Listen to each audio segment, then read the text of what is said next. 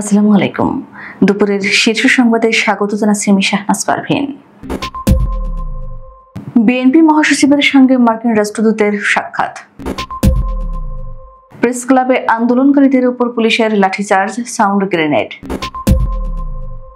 রাজনৈতিক দল নিবন্ধনে আবেদনের বাড়ানোর সময় শেষ হচ্ছে আজ। অন্তর্বর্তী সরকারের বাজেট পাস আজ, থাকছে না কালো টাকা সাদা করার সুযোগ। বিতর্কিত রকিব হুদা আওয়াল কমিশনের বিরুদ্ধে বিএনপির মামলা। সার্বভৌমত্ব রক্ষায় প্রস্তুত থাকতে সেনাপ্রধানের আহ্বান। গাজীপুরের আদালতে সালমান ও আনিসুল নতুন মামলায় গ্রেফতার। শাহ আমানতে 11 লাখ টাকার অবৈধ সিগারেট জব্দ। সরকারি মাদকাসক্তি নিরাময় কেন্দ্রে রোগীকে বেঁধে নির্যাতনের পর মৃত্যু। হজ শেষে ফিরেছেন 42,950 হাজি। হামলার ভয়ে আকাশসীমা বন্ধ করল ইসরায়েল। ইরানে মার্কিন হামলায় বড় বিস্ফোরণের লক্ষণ অনুভূত হয়নি।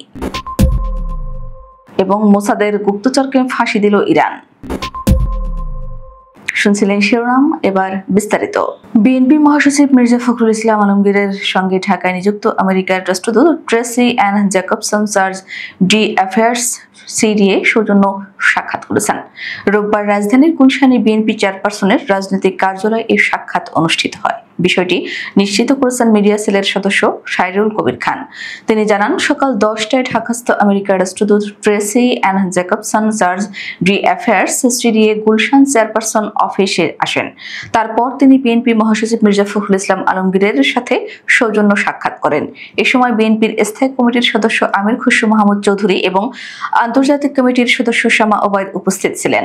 18তম শিক্ষক নিবন্ধনে মৌখিক পরীক্ষায় অংশ নেওয়া সব প্রার্থীকে সনদ দেওয়ার ঘোষণার দাবিতে জাতীয় প্রেস ক্লাবের সামনের রাস্তা বন্ধ করে আন্দোলন করছেন প্রার্থীরা। এ সময় তাদের উপর জলকামান ও সাউন্ড গ্রেনেড নিক্ষেপ করেছে পুলিশ। রোববার সকাল 11:15টার দিকে জাতীয় প্রেস ক্লাবের সামনে এই ঘটনা ঘটে। প্রথমে কদম ফোয়ারা মোড়ের কাছে 18তম শিক্ষক নিবন্ধন পরীক্ষার ফল মূল্যায়নের দাবিতে আন্দোলনকারীদের উপর লাঠিচার্জ ও সাউন্ড গ্রেনেড নিক্ষেপ করে পুলিশ। পরে প্রেস ক্লাবের সামনে পঞ্চম নিয়োগ বিজ্ঞপ্তিতে বঞ্চিত 17তম শিক্ষক নিবন্ধনকারীদের উপর লাঠিচার্জ করা হয়। এ সময় সেখানে চরম আতঙ্ক ছড়িয়ে পড়ে। আন্দোলনকারীদের সঙ্গে পুলিশের ধাওয়া পাল্টা ধাওয়ার ঘটনা ঘটেছে। রাজনৈতিক দল হিসেবে নিবন্ধনের জন্য আবেদনের বাড়ানোর সময় শেষ হচ্ছে আজ রোববার। জাতীয় নাগরিক পার্টি এনসিপি সহ বেশ কিছু দলের আবেদনের প্রেক্ষিতে নির্বাচন কমিশন এসি 1.5 মাসের মতো সময় বাড়িয়েছিল। আজ বিকেল 5টা পর্যন্ত নিবন্ধনের জন্য আবেদন করা যাবে। নির্বাচন কমিশনের নির্বাচন সহায়তা শাখার কর্মকর্তারা জানিয়েছেন, এ পর্যন্ত 100টির মতো দল আবেদন করেছে। আজ এনসিপি সহ কয়েকটি দলের আবেদন করার কথা রয়েছে। দল নিবন্ধন আইন অনুযায়ী একটি কেন্দ্রীয় কমিটি, 1/3 জেলা ও 100টি উপজেলা কমিটি থাকতে হবে। এছাড়া কোনো দলের কেউ পূর্বে সংসদ সদস্য থাকলে বা পূর্বের নির্বাচনের 5% ভোট পেলেও নিবন্ধন পাওয়ার যোগ্যতা হিসেবে ধরা হয়। 2025-26 অর্থ বছরের বাজেট পাস হবে আজ। এদিন উপদেষ্টা পরিষদের বৈঠকে চূড়ান্ত অনুমোদন দেওয়া হবে। এরপর এটি অধ্যাদেশ আকারে জারি করা হবে। এবারের বাজেটে কালো টাকা সাদা করার সুযোগ বাতিল হতে পারে। এছাড়া সোনার আংটি কেনা, চোখে কর্নিয়া স্থাপন ইত্যাদি বাবদ 5% হারে যে কর ছিল সেটি আর থাকছে না। রোববার রাষ্ট্রীয় অতিথি ভবন যমুনায় উপদেষ্টা পরিষদের এই বৈঠকে সভাপতিত্ব করবেন প্রধান উপদেষ্টা অধ্যাপক মোহাম্মদ ইউনূস। প্রধান উপদেষ্টার সভাপতিত্বে অনুষ্ঠিত এই বৈঠকে অর্থ উপদেষ্টা সালাউদ্দিন আহমেদ চলতি 2024-25 অর্থ বছরের সম্পূরক বাজেট নির্দিষ্টকরণ অধ্যাদেশ এবং অর্থ অধ্যাদেশ 2025 সংশোধনের প্রস্তাব উপস্থাপন করবেন।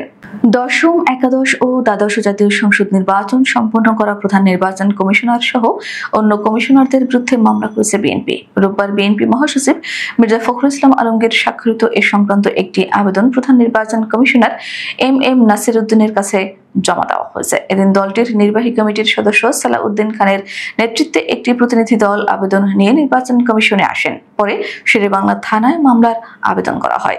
সেনাবাহিনীর প্রধান জেনারেল ওয়াকারুজ্জামান বলেছেন, সততা, শৃঙ্খলা ও আত্মত্যাগের চেতনায় বলিয়ান হয়ে দেশের সার্বভৌমত্ব রক্ষায় নবীন কর্মকর্তাদের সবসময় প্রস্তুত থাকতে হবে।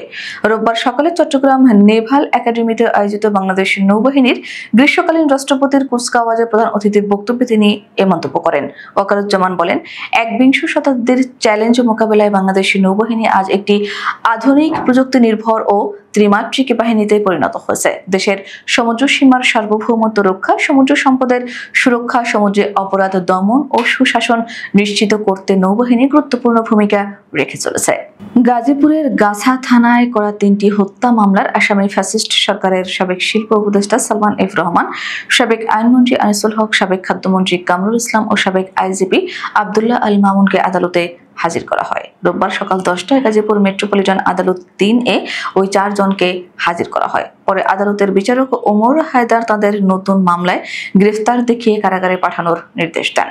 আদালত সূত্রে জানা গেছে, জুলাই গণ অভ্যুত্থানের সময় গাজীপুরের গাছা এলাকায় 6 জন নিহত হন। এই ঘটনায় মেট্রোপলিটন গাছা থানায় আলাদা আলাদা 3টি হত্যা মামলা করা হয়। এসব মামলায় সাবেক প্রধানমন্ত্রী সরিসারি শেখ হাসিনা, সাবেক মন্ত্রী আকোয়ামা মোজাম্মেল হক, সাবেক আইনমন্ত্রী আনিসুল হক, সাবেক খাদ্যমন্ত্রী কামরুল ইসলাম, সাবেক শিল্প উপদেষ্টা সালমান এফ রহমান ও সাবেক আইজিপি চৌধুরী আব্দুল্লাহ আল মামুন সহ আওয়ামী লীগের শতাধিক নেতাকর্মীর বিরুদ্ধে মামলা করা হয়।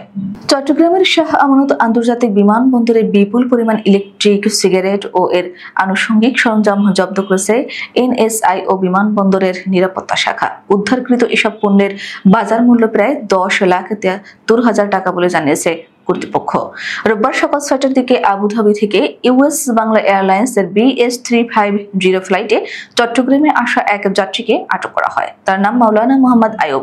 তিনি চট্টগ্রামের সাতকানিয়া উপজেলার বাসিন্দা। বিমানবন্দর সূত্রে জানা যায়, ওই যাত্রী কাস্টমসের গ্রিন চ্যানেল পার হওয়ার সময় গোপন সংবাদের ভিত্তিতে এনএসআই সদস্যরা তাকে চ্যালেঞ্জ করেন। পরে সকাল 7:10 তার লাগেজ তল্লাশি করে 20টি ইলেকট্রিক সিগারেট, 490টি সিগারেট রিফিল লিকুইড, 280টি সিগারেট কার্টিজ এবং 300টি সিগারেট কয়েল জব্দ করা হয়। সরকারি মাদকাসক্তি নিরাময় কেন্দ্র রাজশাহী রিহ্যাবে এক রোগীকে শিকল দিয়ে হাত পা বেঁধে নির্যাতনের পর মৃত্যু হয়েছে বলে অভিযোগ উঠেছে। নির্যাতনে তার নাক মুখ দিয়ে রক্ত বের হচ্ছিল বলে জানিয়েছেন স্বজনরা। মৃত ওই যুবক মিলন সওদাগর রাজশাহীর বাঘা উপজেলার দক্ষিণ মিল্লিক গ্রামের বাসিন্দা। মাদকদ্রব্য নিয়ন্ত্রণ অধিদপ্তর এই ঘটনায় তদন্ত কমিটি গঠন করেছে।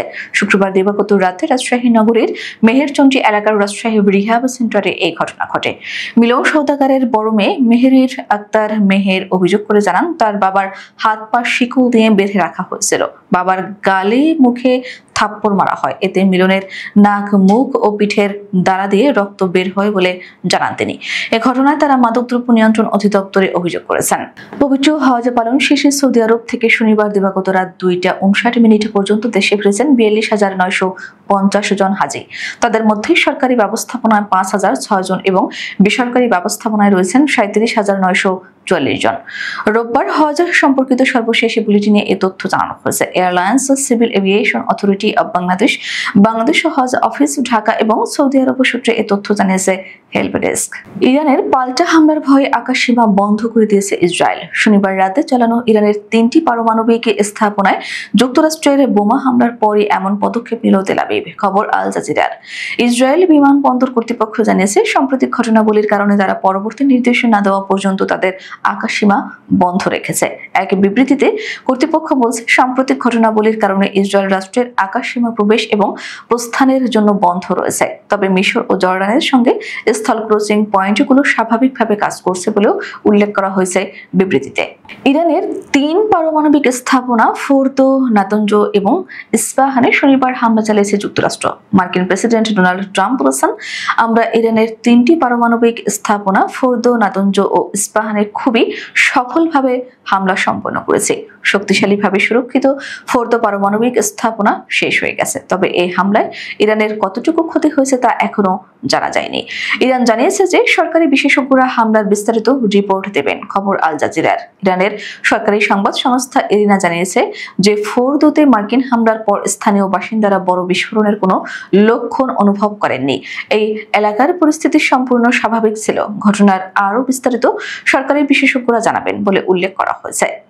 মাজিদ মুসাইবি নামে এক ব্যক্তির ফাঁসি কার্যকর করেছে ইরান। ইসরায়েলের গোয়েন্দা সংস্থা মোসাদের হয়ে গুপ্তচর বৃত্তির অভিযোগে তার এই ফাঁসি কার্যকর করা হয়।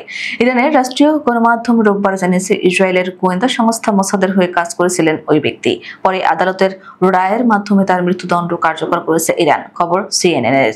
প্রতিবেদনে বলা হয়েছে, ইরানের সুপ্রিম কোর্ট মৃত্যুদণ্ড বহাল রাখার পর শনিবার মাজিদ মুসাইবির ফাঁসি কার্যকর করা হয়। বিচার বিভাগ জানিয়েছে, মৃত্যুদণ্ড কার্যকর করার আগে মুসাইবির সম্পূর্ণ আইনি প্রক্রিয়া সম্পন্ন হয়েছিল। আমাদের পরবর্তী রাতের শীর্ষ সংবাদ দেখার আমন্ত্রণ জানিয়ে এখনকার মতো বিদায় নিচ্ছি। দর্শক, ভিডিওটি শেষ পর্যন্ত দেখার জন্য আপনাকে অসংখ্য ধন্যবাদ। নিত্য নতুন সংবাদ পেতে আমাদের ইউটিউব চ্যানেলটি সাবস্ক্রাইব করুন ও নিয়মিত নোটিফিকেশন পেতে বেল বাটনটি ক্লিক করুন এবং আমাদের ফেসবুক পেজটিতে লাইক করুন। এছাড়াও আমাদের ভিডিওতে লাইক দিয়ে শেয়ার করুন। আল্লাহ হাফেজ।